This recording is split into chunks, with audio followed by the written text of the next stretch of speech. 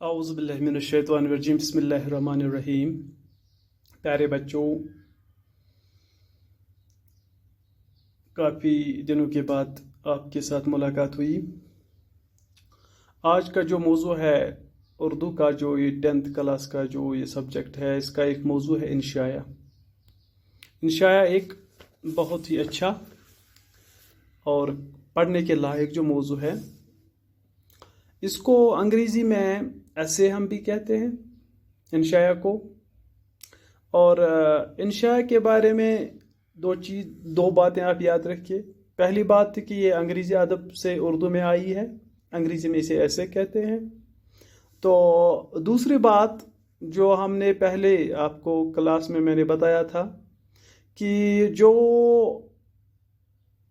نثری اصناف ہے، ان نثری اصناف میں کچھ اصناف جو ہے وہ غیر افسانوی صنفیں ہیں، اور کچھ صنفیں جو ہے وہ افسانوی ادب سے تعلق رکھتی ہیں۔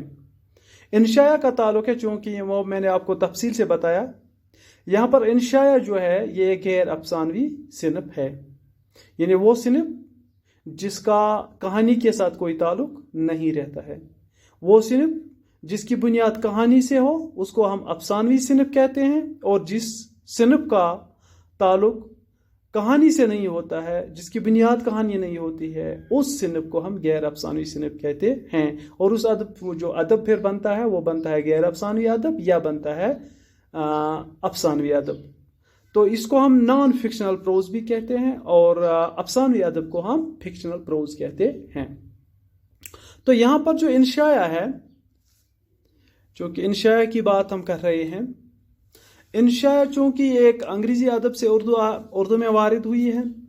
انگریزی میں اسے ایسے کہتے ہیں عام طور پر، لیکن یہ وہ ایسے نہیں ہے جس ایسے کی ہم بات کر رہے ہیں، یہ وہ ایسے نہیں ہے، اس ایسے سے تھوڑا سے یہ ہٹ کے ہے۔ تو پہلے ہم کتاب کی طرف جائیں گے۔ انشاء کی صنف جو ہے، یہ آپ کو میں نے پہلے بھی کہا، یہ انگریزی سے اردو میں آئی ہے، اور انشاء دوسرے جو مضامین ہے، چاہے یہ علمی مضمون ہو، صحافتی مضمون ہو، یا عام طور پر جو مضمون ہم لکھتے ہیں کسی دنیا کے کسی بھی موضوع پر، اس مضمون اور انشاء میں فرق ہے۔ اس مضمون میں ہم پہلی بات کسی ایک موضوع پر ہم بات کرتے ہیں، تو انشاء میں ایک خاص موضوع نہیں رہتا ہے، پہلی بات۔ تو اس مضمون میں دوسری بات یہ ہے کہ اس مضمون جو رائٹر ہوتا ہے، جو مصنف ہوتا ہے، وہ وہاں پر آزاد نہیں رہتا ہے جتنا آزاد وہ انشاء میں رہتا ہے۔ سب سے بڑی بات جو انشاء کی ہے کہ انشاء ایک واحد صنف ہے جس میں مصنف بالکل آزاد ہے، جس طرح آپ کہتے ہیں کہ آزاد نظم، جہاں پر شاعر جو ہوتا ہے وہ بالکل آزاد رہتا ہے، اس کو قافیہ ردیف وغیرہ کی پابندی نہیں کرنی پڑتی ہے۔ تو یہاں پر جو انشاء ہے، اس میں مصنف رائٹر آزاد رہتا ہے، اپنے فکری، اپنے علمی انداز کا، اپنے تجربی، اپنے ذاتی مشاہدے کی بنیاد پر جن تاثرات کو وہ بیان کرنا چاہتا ہے کر سکتا ہے۔ اس میں کوئی لگام نہیں رہتی ہے ایک رائٹر کے پاس، ایک مصنف کے پاس، ایک انشاء نگار کے پاس۔ وہ جس طرح بات کرنا چاہتا ہے، جہاں وہ جانا چاہے گا، ایک پیرا کے بعد میں نے آپ کو پہلے بھی بتایا ہے کہ رائٹر جب کوئی بات چھیڑتا ہے تو وہ بات چند جملوں میں مکمل کرتا ہے، ان چند جملوں میں وہ ایک بات مکمل کرتا ہے، جب وہ بات ختم ہوتی ہے تو پیرا چینج ہوتا ہے،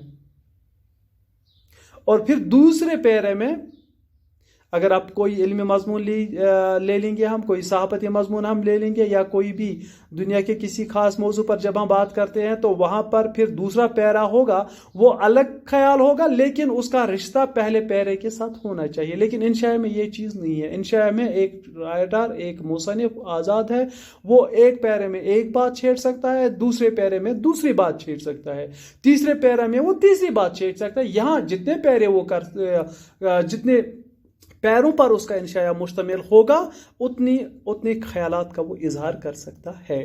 یہ سب سے بڑی بات ہے انشاء کے حوالے سے. یہ باتیں آپ یاد رکھیے، بس آپ کو گوٹے کرنے کی ضرورت نہیں ہے. آپ میری ان باتوں کی طرف خاص دھیان دیجیے. تو اس ویڈیو کو بار بار آپ سنیے، اس ویڈیو کو بار بار دیکھیے، تو آپ کو پتہ چل جائے گا. آپ کو گوٹا کرنے کی ضرورت نہیں ہے، کتاب سے اٹھانے کی ضرورت نہیں ہے. ہم نے انشاء پر جو یہاں پر کتاب والے نے جو لکھا ہے اس پر ہم نے بات نہیں کی ہے. میں آپ کو زبانی کچھ ایسی باتیں کہتا ہوں، یہ آپ یاد رکھیے. اگر سنٹینس کے حساب سے، جس طرح آپ کسی موضوع پر سنٹینس کو لکھتے ہیں، sentence number 1، sentence number 2، serial بھی آپ لکھ سکتے ہیں. اس کے حوالے سے اگر آپ کو یہ یاد رہے گا تو آپ کو گوٹا کرنے کی ضرورت یاد نہیں ہے. پہلی بات جو میں نے کہی ہے، انشاء انگریزی ادب سے اردو میں آئی ہے، تو یہ ایک سنٹینس بن گیا ہے. انگریزی میں اسے ایسے کہتے ہیں، لیکن یہاں ہمارے اردو ادب میں اسے انشاء کہتے ہیں. اگر یہ بات بھی آپ لکھو گے کہ انشاء ایسے سے تھوڑا سا ہٹ کے ہے، تو یہ بات بھی آپ لکھ سکتے ہیں. تیسرا یا چوتھا سیریل نمبر آپ لکھو گے، ایک جملہ آپ یہ بھی بن جائے گا کہ یہ غیر افسانوی صنف ہے، اس میں کہانی کا کوئی دخل اندازی نہیں رہتی ہے، اس کا کوئی کہانی کے ساتھ کوئی واسطہ ہی نہیں رہتا ہے. تو یہ ایک یہاں پر رائٹر جو مصنف جو انشاء نگار ہوتا ہے وہ آزاد رہتا ہے. وہ اپنی فکری، اپنی علمی، اپنی تجربیاتی، اپنی ذاتی مشاہدوں کی بنیاد پر کسی بھی موضوع پہ بات کر سکتا ہے. تو عام مضامین کے حوالے سے بات ہے کہ عام موضوع پر ایک خاص موضوع پر بات ہوتی ہے، اسی موضوع کے حوالے سے ہم بات کرتے ہیں. وہاں پر مصنف جو ہوتا ہے اتنا آزاد نہیں رہتا ہے، لیکن انشاء میں مصنف آزاد ہے. انشاء میں انشاء نگار بالکل آزاد ہے. وہ جس بات پر بات کرنا چاہتا ہے وہ کر سکتا ہے، اپنے خیالات کا اظہار کر سکتا ہے. یہاں پر ایک بات میں کہوں گا کہ ایک ہمارے استاد کہتے تھے کہ انشاء ایک عورت کی جو بیماری ہے وہی ہے. عورت کی بیماری آپ مان لیجیے، ایک عورت ڈاکٹر کے پاس جاتی ہے، ڈاکٹر سے وہ کہتی ہے کہ ڈاکٹر صاحب مجھے درد ہے. ڈاکٹر سے کہتا ہے کہ بتاؤ بہن، ماں یا بیٹی، مجھے بتاؤ کس، خاص کر بوڑھی عورت جب ہوتی ہے، ماں اور بہن ہی آپ لے لیجیے. وہ جب ڈاکٹر کے پاس جاتی ہے، ڈاکٹر سے کہتا ہے کہ ہاں بہن بتائیے کس، آپ کو کیا بیماری ہے. وہ عورت اسے کہتی ہے کہ مجھے سر میں بھی درد ہے اور پیٹ میں بھی درد ہوتا ہے، اور درد سارا بدن ٹوٹا ٹوٹا سا رہتا ہے، پسینہ بھی آتا ہے، اور میرے ٹانگوں، میرے جوڑوں میں بھی درد ہے، میری کمر میں بھی درد ہے. جو بات اسے یاد آتی ہے وہ کہتی ہے، یعنی کہ جہاں جہاں باڈی کا ایک جز وہ اپنے ڈاکٹر کے پاس بیان کرتی ہے کہ میرے پاس یہ درد ہے. تو ڈاکٹر کو معلوم ہی ہے کہ اس کا اصل میں درد کیا ہے، وہ اس کی طرف نہیں جاتا ہے. تو یہی چیز انشاء میں ہے. انشاء میں آپ پہلے جہاں جو موضوع، اس کا مطلب ہے کہ وہ کمر کا، سر کا، جوڑوں کا، ٹانگ کا، بازو کا، یہ دیکھیے ہر موضوع بدلتا رہتا ہے. میرے کہنے کا مطلب ہے موضوع بدلتا رہتا ہے. یہی چیز انشاء میں ہے. مصنف جو بات کرنا چاہے گا، جس وہ آزاد خیال ہے. یہاں پر مصنف یہاں پر آزاد خیال ہے، بے ساختہ اپنے انشاء نگار، بے ساختہ، بے تکلف، غیر علمی انداز سے اپنی بات کہتا ہے. زیادہ تر وہ اپنے تجربے اور ذاتی مشاہدے کی بنیاد پر اپنی تاثرات کا بیان کرتا ہے. بالکل آزاد ہے وہ یہاں پر. تو یہ چند باتیں آپ یاد رکھیے. کل میں انشاء کے بارے میں مزید آپ کو کچھ جانکاری دوں گا. تب تک کے لیے خدا حافظ.